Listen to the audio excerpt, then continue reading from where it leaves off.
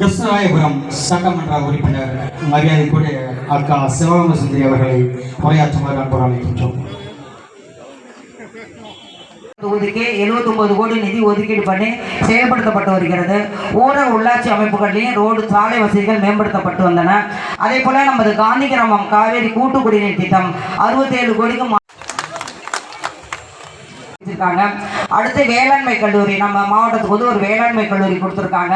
தேவாங்கு வனவிலங்கு சரணாலயம் இந்தியாவில் வந்து தேவாங்கு அழிந்து வரும் சூழ்நிலையில நமது இந்தியாவில் வந்து நம்ம தமிழ்நாட்டில் அதுவும் நம்ம கரூர் மாவட்டத்தில் நம்ம கிருஷ்ணாபுரம் சட்டமன்ற தொகுதிக்கு உட்பட்ட கடவுர் பகுதியை அறிவிச்சிருக்காங்க. அது கொஞ்ச நாள்ல செயல்பாட்டுக்கு வந்துச்சுன்னா அது பொருளாதார ஏற்றம் அடையும்.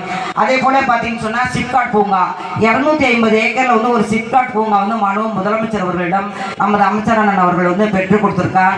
அதே போல பார்த்தீங்கன்னா கடவுர்ல வந்து தரகம்பட்டியில வந்து 12 கோடிக்கு வந்து கல்லூரிக்கு வந்து கட்டடம் புதிதாக கட்டடம் கட்ட வழங்கியுள்ளார்கள். அதே போல பார்த்தீங்கன்னா இது மட்டும் இல்ல தார் சாலை அமைச்சர் அவர்களுடைய கருத்தை வலுப்படுத்தி சென்ற முறை எப்படி 4 தொகுதியிலும் திராவிட முன்னேற்ற கழகத்துடைய உதயசூரியன் சின்னம் வென்றதோ அதே போன்று வருகின்ற 2026 தேர்தலும் 4 தொகுதியிலும் உதயசூரியன்